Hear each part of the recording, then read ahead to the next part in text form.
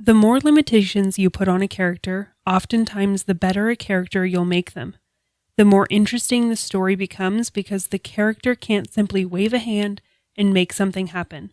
They have to work within the framework. Brandon Sanderson. You're listening to Writing Roots, brought to you by Aspen House Publishing. Welcome to Writing Roots. I'm Leigh. And I'm Leigh Esses. And today we're going to talk about weaknesses. Weaknesses in characters, weaknesses in the magic systems, and why giving your character, especially your main character, a weakness is vital to your story. I'd say this is, in story creation, something that I think a lot of people have to learn the hard way. Like, why isn't my main character interesting? Why isn't it engaging people? Is it possible that they're just too good at what they do? I think this is one of my issues with the young adult genre in general, is you usually have main characters that are very Mary Sue, that are just beautiful characters, even though they think they look plain. And they have this amazing ability that you're like, how did they even get that talented? And there's a love triangle. And there's some kind of love triangle. And it just makes for really boring writing because the main character, the person that we're supposed to care about, isn't realistic. That's why we need weaknesses, is because it makes your characters realistic. When was the last time you met a perfect person? The last time I looked in the mirror. So you're saying that if my character, even though they're fluent in like all forms of combat, I can make them clumsy and that's a sufficient weakness, right? No, because if they're fluent in all forms of combat, they probably won't be clumsy because they have trained their lives to learn how to manipulate their limbs. So why make your characters weak? Because it adds depth, it gives them a challenge, and really the victory and the satisfaction that comes at the end of the book is what they overcome, not how fantastic they are. I read a book once where the main character was in a cult and she didn't realize it. And her combat was in her self-value. At the end of the book, she escapes from the cult and lives happily ever after. But the escaping from the cult and realizing her value in herself is the victory. Not that she's a fantastic, wonderful person in every way. It's the conflict that makes her interesting. So one of the things that I like to say when it comes to weaknesses is that your weaknesses define your heroes. Absolutely. It makes them who they are. So if you have that good character that really struggles with depression, it can create a realistic depth to your character that people can relate to. Because if this character is supposed to be the symbol of hope and future for everyone around them, the fact that they struggle with depression is interesting. It's vital to have every character have at least one weakness. And it could be that their weakness is the girl. It's a really weak weakness. It's a very tropey weakness, but it works. Yeah. Damsel in distress is always tried and true. I like making the guy the damsel in distress most of the time because I'm me. So weaknesses, whether it's an internal weakness or an external weakness, provide that challenge that your character needs to overcome. In your plot, you'll have your main plot point of character A needs to do A, B, C, and D in order to defeat the antagonist and save the world. And that's okay. But if you have your protagonist perfect at everything, doing A, B, C, and D isn't going to be difficult.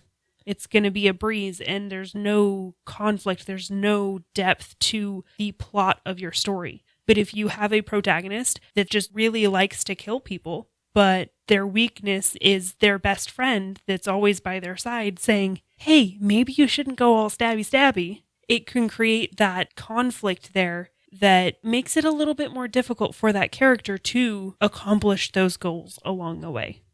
So what kind of weaknesses are there? I'd say there are three basic kinds of weaknesses. There's the limitations, the ceiling on their power in some way. That best friend who's like, no stabby. There are physical weakness, which could be something as simple as the character is really old and they're not as capable as they want to be. And then there's always the cost. Okay, my superpower is healing people, but I absorb whatever wound that they have. So now the cost is really high. If I am going to save someone's life with it, I will then die because I've taken that wound. Limitations, weaknesses, and costs.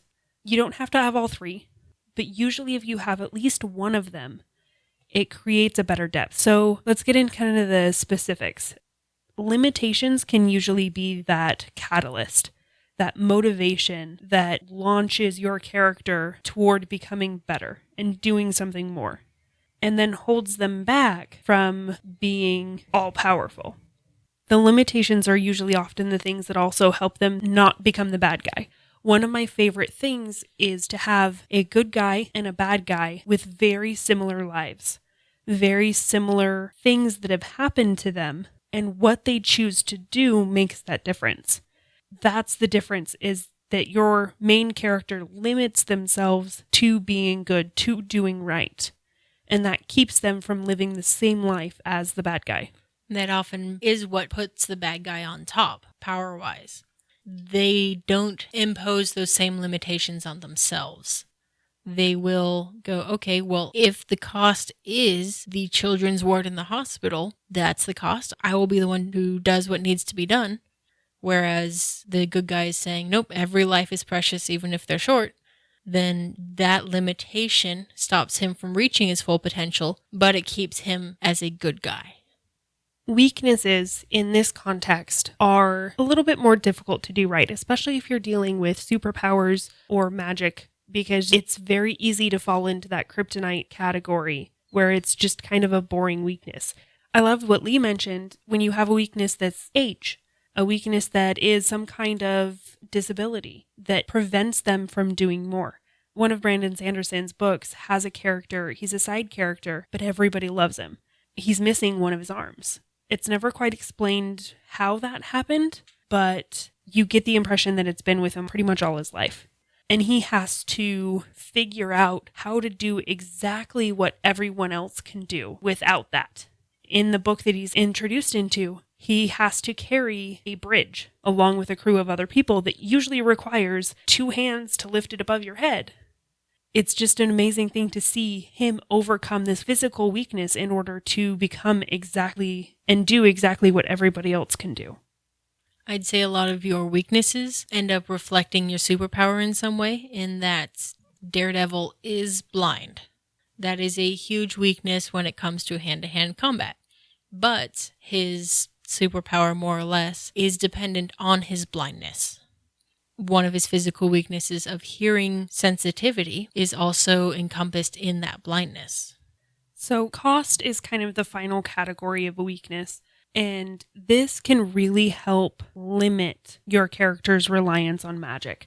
So if the cost of using magic is years of their life, they're going to be very cautious about overusing it, unless you have that character that just doesn't care how long they live, and they're going to go a little crazy and do more with it. There was a character in the TV series Supernatural where she had managed to access celestial magic, but celestial magic is fueled by souls, and in heaven souls recharge, but she became less and less human every time she used magic because the soul, her own soul, was the cost. So those are things that you can do to help make your characters and make your plot more interesting. Give them weaknesses, give them limitations, things that stop them from being the deus ex machina of your story. Your main character should definitely never be the deus ex machina. Coincidences and magic and technology and all of these superpowers are to get your characters into trouble, not to get them out.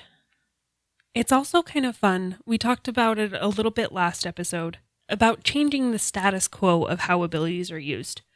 This same thing can apply to weaknesses. Your good guys don't always have to be the ones with the moral limitation of not killing people.